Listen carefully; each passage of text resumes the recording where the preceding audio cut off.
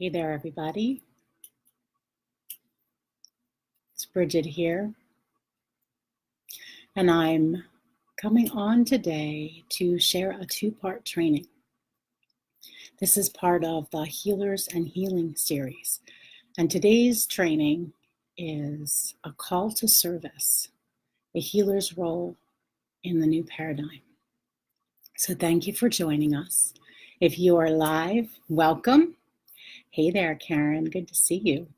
If you're watching the replay, welcome. I'm glad you're here. So when you get here, if you can send me a little emoji or just say hello, I'm here, that would be wonderful. I'm really excited to be sharing this with you. Talking about healers and healing is one of my favorite things to do. And I created this training because the heart of humanity is talking to us. And if you're here, you are probably hearing that talk. You are probably hearing that call. And I want to help you listen to it and act on it. So, because we need you. We need you. We need you to be activated and we need you to be on fire. That's what the times are requiring of people who have shown up to serve. And so it's time to step out of the fear, the frozenness, the self-doubt, so that you can serve your soul's sacred purpose and be of service to the world. So if you're here, you are ready for that, or ready for some part of that. Hey there, Marianne and Lori. Good to see you all. Great. I'm so glad you all are here. So what you're going to find out in this training is what it means to be a healer. And whether you use the title Healing Arts Practitioner, Energy Medicine Professional, Healing Guide, or maybe you don't use the word healing or healer at all. Whatever word you use, you're probably doing the same work. It's just a title. So yeah, that's important to share. So we're going to define the role of a healer, and then we're going to talk about 3 signs. Well, actually, since I planned this training, it's 4 signs that you should be helping others. I'm going to cover the number 1 sign that you should not be helping others, and then give you some concrete steps for taking your work into the world. Because the healing and the abilities that we have really don't do us or anybody any good if we don't spread them and share them and help to elevate others with what we've been gifted with. So for those of you who don't know me, I'm Brighid Murphy. I'm a modern shamanic practitioner, a women's empowerment leader, and I help healers and next generation leaders expand their work into the world. I want to remind you of what you're here to do. That's really important, that we're reminded of what we're here to do. And I want to offer tools for you and for you if you're helping other people. I heard the call to service as a teenager, and I've been following that call ever since. It's been over 25 years, and for 2 decades I've been serving people. And so I'm ready to share what works so that you can answer your own call. All right. Hey there, Az from the UK. Good to see you. I'm glad you made it. It's getting cold here too. So great. So what I'm going to do first is I'm going to cover what it means to be a healer, healing facilitator, energy worker, however you want to title it, and the importance of healers and healing work in this new paradigm that we're in. And then I'm going to share 4 signs that you should be helping others. And then third, I'm going to teach you share with you the number 1 sign that you should not be helping others. And then finally, some concrete steps for taking healing work into the world. So this is a 2-part training. This is the first part, and tomorrow at 1:30 p.m. Eastern Time is going to be the second part. There will be a replay of both parts of this training, Hashtag healing, hashtag healers to find it. And the replay should be up for about 3 days. So if you're planning on catching the replay or watching this again, make sure you put it on your calendar. And then I have an exciting catalyst for healers, something that will clear your doubt and empower you to live your purpose. So stay tuned and be sure that you come back for part 2. All right. Hey there, Carolyn. Good to see you. Good to see you. So I'm going to start by asking you to come into your center and ask you to put your distractions away and take a few breaths with me. And whenever we come together for a healing purpose, an energy comes through, spirit comes through. And whether I'm teaching about healing or teaching a healing modality, there's a energy surge and a movement of energy that happens through me and through the people who join me. And I want you to get the full benefit of that. So put away your distractions and take a few breaths. Breathe in through your nose, out through your mouth. You can imagine that you're sending your breath down through your body. And give yourself permission to be here with us. Permission to be in your heart. Actually bring your attention and your focus into your heart. Bring your awareness in and find the center of your heart. And from that place, notice your heart energy in the center.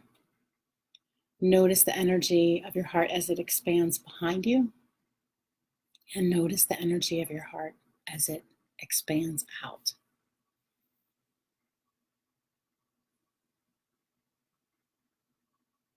Okay. And take one more breath. And I want you to imagine someone in your life who's helped you to heal.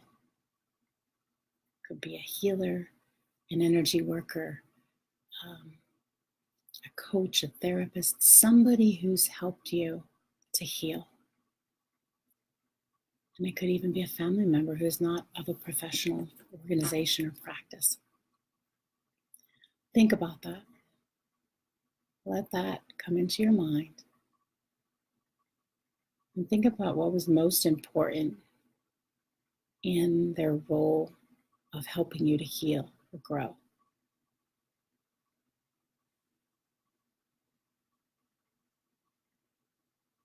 Okay. So as I'm sharing this training with you, you're probably going to recognize some of what I'm sharing in someone that you've already experienced as a healer. Before I move on, Karen has asked what time frame should we plan for each training.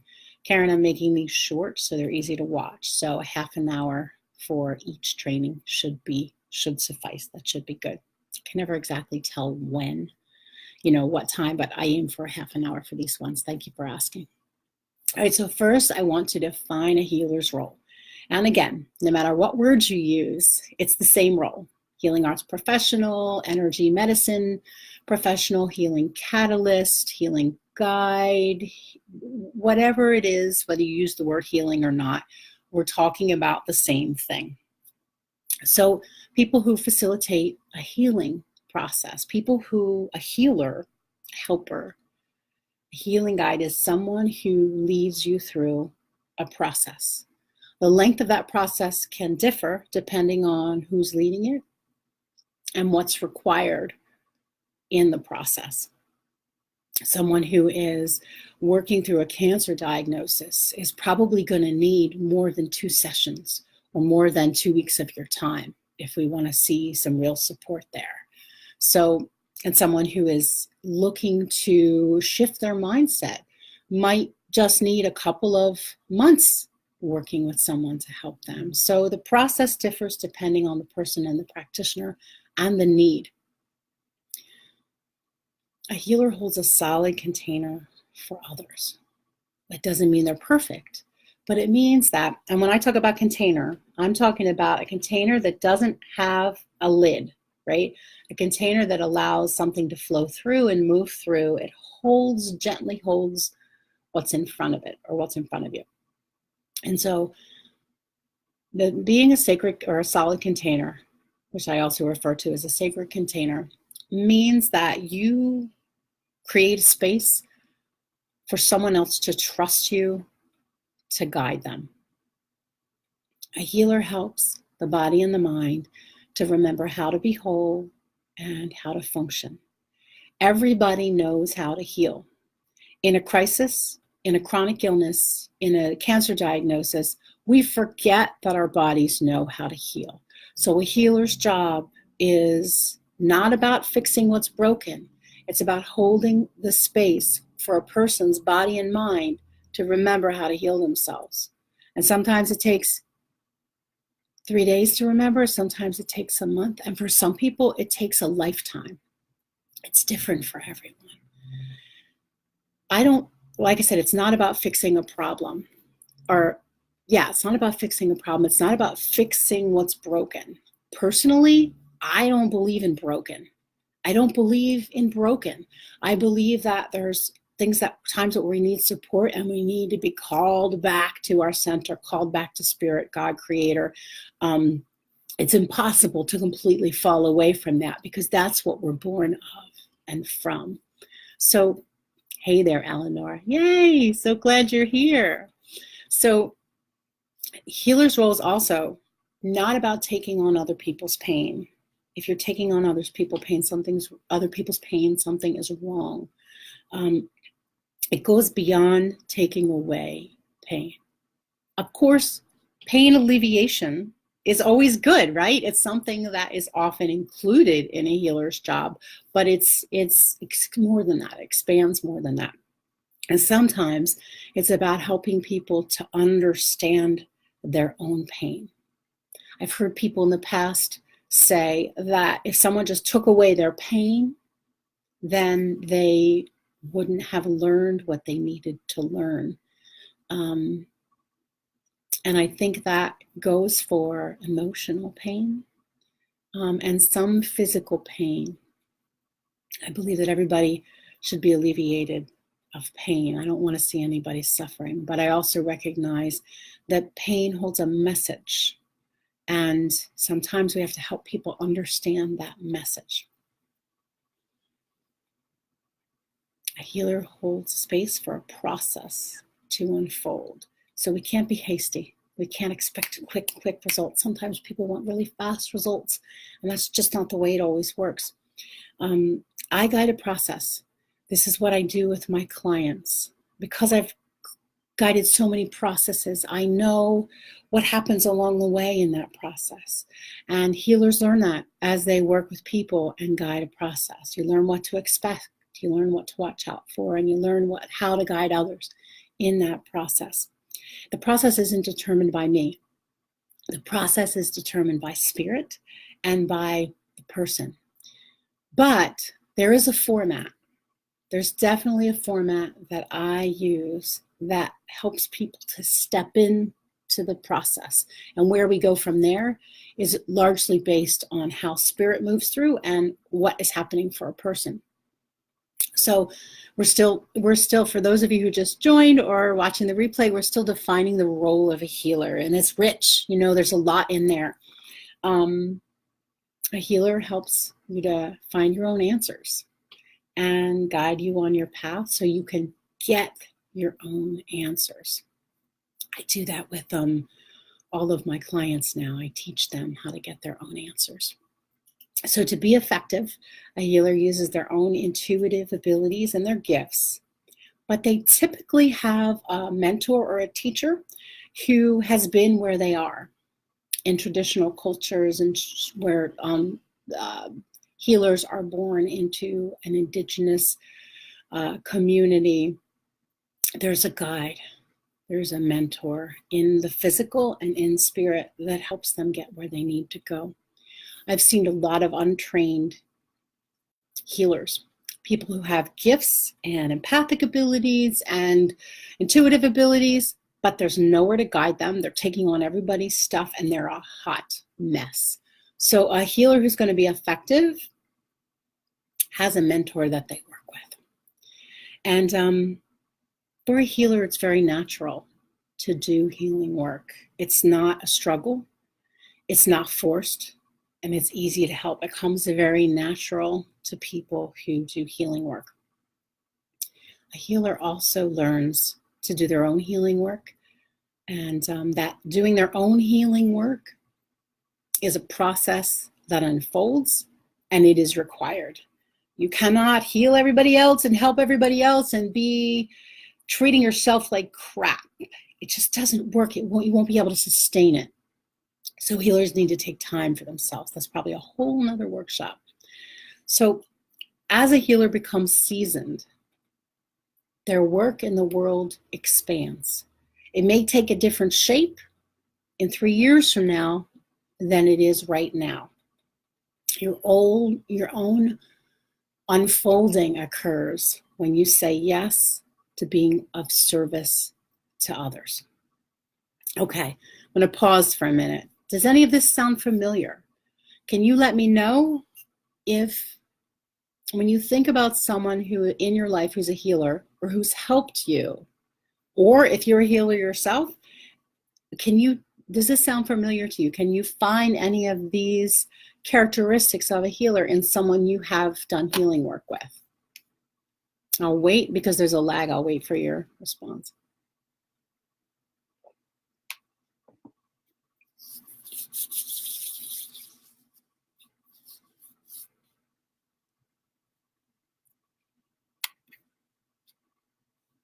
Okay.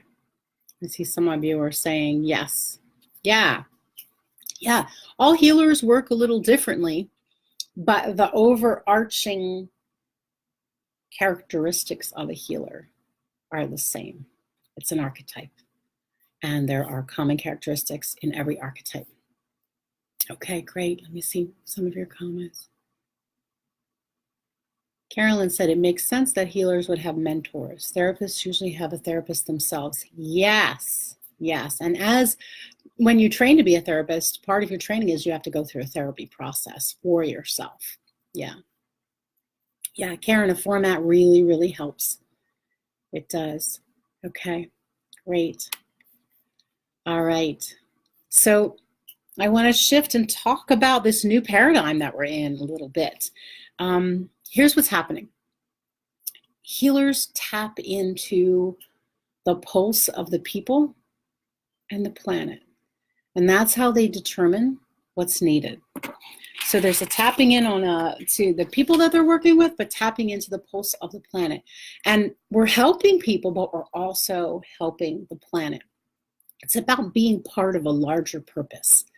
And when your soul is, many people's soul is being called to purpose right now because we need you. If you're feeling that and hearing that call, it's because we need you. What you do with it is up to you, but we need all hands on deck. We need everybody. We need as many people as possible to respond to that call because that changes the vibration on the planet. I'll get there in a minute.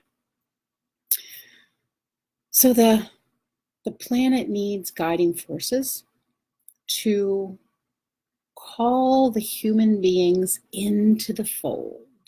A lot of people have gone out of the fold. The fold is global community, caring about one another, making choices based on what's best for everybody. So a lot of people have fallen out of the fold. We don't have to mention anybody's names, but you could probably think of a few. And so a lot of today's healers are becoming leaders because they're able to see and they're able to think outside the box, because a healer works by allowing or by tapping into and seeing through spirit's eyes, or what I call spirit's eyes. Some people might say it's the life force. Some people might say it's God. I feel like that's all connected.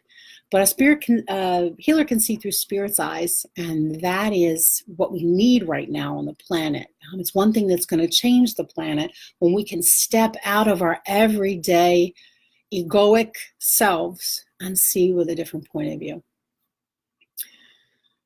So it's important to recognize this in the new paradigm. It's important to recognize what I'm about to tell you, because it's going to help you understand the global impact a healer has and what a healer steps into in the larger scheme of things. So when you step into the ring to help other people, whether it's helping your family members, your pets, your clients, your patients, whoever it is, when you step in and say, I want to help, you open up your heart. Yes, you bring your skills. Yes, you bring your modalities. Yes, you bring your healing hands, but you come into your heart. And your heart opens when you offer to help or guide another person in whatever capacity. And when that happens, you hold the space that helps their heart to expand. And when the heart expands, new awarenesses come in, and people can come back into the fold of what's truly important for themselves and for other people. And when we get to a critical mass of open hearts, when we get there, we take a different direction on this earth. And you're starting to see that right now. But we are far from done. We are far from done. And we need more of us to be on deck for helping to open the hearts on the planet. This is crucial. It's crucial. The heart of a healer reaches out, and it expands out beyond the body, and it creates an opening. It creates an opening for something new to occur. And when you work with other people and say yes to helping other people, actually more comes through and more answers come through when you say yes to helping other people. So when you're thinking that you're maybe not good enough to help other people, or you're thinking that, other people are better at it, or you're having self-doubts, you need to remember you are part of a team of people, a team of other people who are helping to change what's happening on the planet and to heal the heart of humanity. That's really important when we think about our own personal healing work, to look at it in the scope of the healing work and the healing evolution on the planet. The call to service, it's larger than you. And it's actually not about you. Although you have to get through your stuff in order to step into your call or to answer your call. It's really not about you. So I'm wondering, who out there has felt the call to help? Have you felt the call to help? You can give me an emoji or give me a comment. Have you felt the call to help?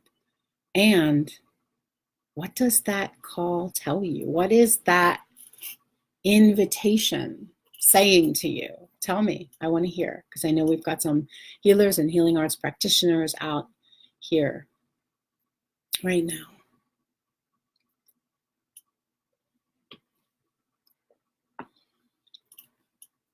Yes. Yeah, I know that a lot of you can resonate with what I'm talking about. That's why you're here. That's why I'm here. That's why I'm offering this training. So I have felt the call. I feel the call all the time. It's a pull. It's a pull that doesn't go away. And I've responded to it. I've always been a helper. I've been a helper since I was a very little child. As a teenager, that really started to open up in me. And my friends always looked at me for answers. My role has not changed. It's expanded, but it's not changed. I woke up one day at 17, and I remember this time period very vividly, and I knew something was wrong on the planet. I knew something needed to shift. I had no idea at 17 years old what that was, but I knew something needed to shift, and awareness came over me, and I have never looked back. The more I've said yes, the more it has grown.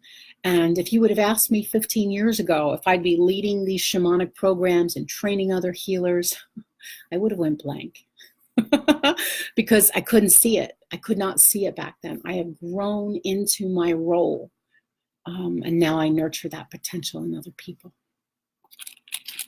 Okay, I see some more comments. Hey, Walter, good to see you. Hi. Yeah. Oh, Lori, Ooh, I want to hear more about that, Lori.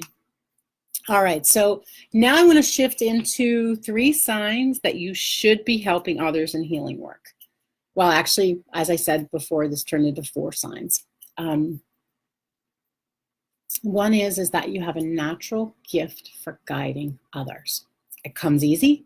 You do it in many areas of your life, and you cannot stop it from happening. Cannot stop it from happening no matter what you do.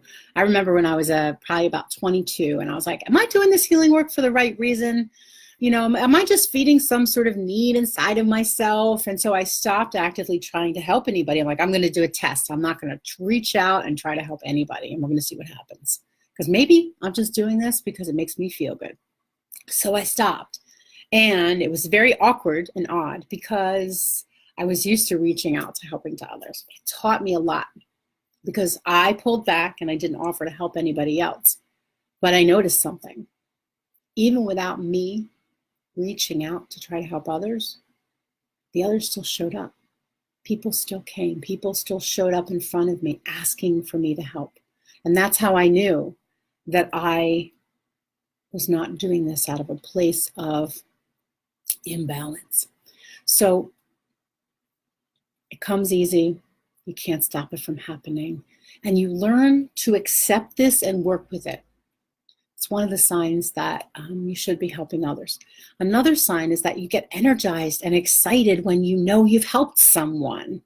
You know, when I work with people, time can be non-existent. I have to really focus to stay within a time period because I drop into the work. It feels so good and it brings me a sense of joy and purpose when I'm in it. Third thing is that, or the third sign that you should be helping other people is you have a modality that you work in, a strong connection with spirit, God, creator, life force. And it moves through you in a way that you can share it with others. And what I mean by that is that some people can be gifted in the healing arts, but they cannot stay grounded long enough to help others. If you cannot stay grounded long enough to help others, then you shouldn't be helping them. So that's the first 3 signs you should be helping somebody else. And I have to be honest with you, I still have a hard time believing spirit works through me. I still doubt, but it doesn't stop me because I know it's not true. My clients know that spirit moves through me. They benefit from how spirit moves through me. My doubt still comes up. It's part of being human. It doesn't ever really fully go away. Fourth sign that you should be helping others is you can create time in your life to help without being drained or neglecting yourself. This is a big one. I had to learn this. I didn't always know how to do this. So if you're in a place where you don't take care of yourself or you neglect yourself now, it doesn't mean it's always going to be that way. Healers should not be exhausted all the time, okay? There has to be time for self-care. It's detrimental. You cannot sustain healing work if you don't take care of yourself. That whole attitude of like, no, I'm okay, but I'll help everybody else. No, I don't need anything, but I'll help you. That is a short lifespan, very short lifespan. So healers need to be able to take care of themselves and take time for themselves. So learning how to do that is training ground for healers. A lot of healers don't know how to do that, but they learn how to do it along the way of helping other people. If you can't prioritize you, it's probably not time to really try to help others. I'm going to talk more on that tomorrow. It's okay if you're not there yet. I wasn't always good at it, like I said. But you have to be willing to take the risk to prioritize yourself and step out of your comfort zone and maybe start doing things that are going to help you if you want to be effective, right? Okay, so let me just check in with your comments. Karen said she's finally learning how to heal others and feel good about it instead of downsizing herself. Yes, I am so glad to hear that. I'm so glad to hear that. So I want to do a quick recap here. Healer's role is what we talked about first.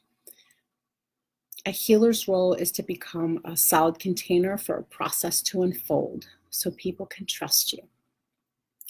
Second thing is to understand their work in the context of humanity, not just themselves. Third piece of a healer's role is to provide the space for spirit to come through. Spirit doesn't come through as easily if you're running around all the time, drinking a lot, not taking care of yourself, right? All right, so that's a recap on the three main pieces of a healer's role. 4 signs you should be helping others. Recap on that. You have a natural gift and you accept it. You're truly energized by helping others. You're able to bring spirit through in a way that other people can access it. And the 4th sign that you should be helping others is that you can create time for you in your life. Crucial. I think that is, that is, Karen, that's what you were talking about to repeat number 3. I just repeated them all. So there's a lot to think about here. And I want to give you some absorption time. I also want to keep these trainings short and digestible. So I'm going to take questions in a minute, and I'm going to be back tomorrow for part 2. But if you're a healer who's ready for a big shift in your life, and you want to work with me one-on-one to get unstuck, to up-level your work in the world, I'll drop a link for a free Path to Power breakthrough session to get you some clarity. So now I want to open it up to questions and see what is percolating inside of you. So I'm going to check in with your comments. Az, I'm glad to hear it. Yes, I agree with you. Az said it's good to get affirmation on what he feels and experiences. Yeah, the healer's path is typically not, it's more of a solo path. And when we work solo, there's not a lot of people talking about this kind of work. I know when I first started doing healing work, I talked with my teachers, the ones who were available, but there wasn't anybody else to talk to about this stuff. And so now I make it a point to talk about this because I want to support other healers. I don't just want to support other healers, it's what I do. And it's important. And y'all don't need to walk alone in the way that I have walked alone. So if I can offer support, that's what I'm doing. And I'll share tomorrow something that is a real catalyst for taking your work out into the world. Any questions? Karen, thank you. I'd love to work with you. Thank you. Any other questions? The one thing that comes up a lot that people ask all the time is, how can I help other people if I'm not healed? I have to do healing work on myself first. And I want to say, sure, that can be true, but oftentimes it's not. Oftentimes that's an excuse that's made out of fear. And more importantly, it's an excuse or a reason because people don't know how to get their healing work out in the world. They don't know what the next steps are, and they don't have a context or a frame of reference for it. I've just shared all the reasons you should be helping other people. Tomorrow, I'll share the reasons that you shouldn't. But being not fully healed is not a reason to not help other people. If you feel the call, you need to follow it, and your healing can happen along the way. You can't be so far ahead of the people that you're helping. You just can't. And if you have some stuff that goes on for yourself and you take care of yourself and get your own healing and mentoring, that will actually help you to help other people. So once I mentioned that, I hear that a lot. Okay. All right. Hey, Laura, thanks for joining us. I'm just about to close. I'm taking questions. Be back tomorrow with part 2. Tomorrow in part 2, I'm going to talk about the number 1 sign that you should not be helping other people and give you some concrete steps for taking your work, healing work out into the world. So I will be back And I look forward to part 2. Feel free to tag me in any questions if you're watching the replay. Otherwise, I won't see it. Yes, this will be available as a replay probably for the next 72 hours. I don't always leave them up so long. And then it will go and be taken into another group. Yes, Karen, you can hear it again and again for the next couple days. It's good. It's a lot to absorb. So please feel free to listen to it over and over. All right, beautiful people. Thank you so much. I appreciate your time. I'll be back tomorrow, Thursday, 1:30 p.m. Eastern Standard Time. We'll go for a half an hour. I'll share the second part of the training and then tell you about a catalyst that I have for healers. Have a beautiful, beautiful day. Bye for now.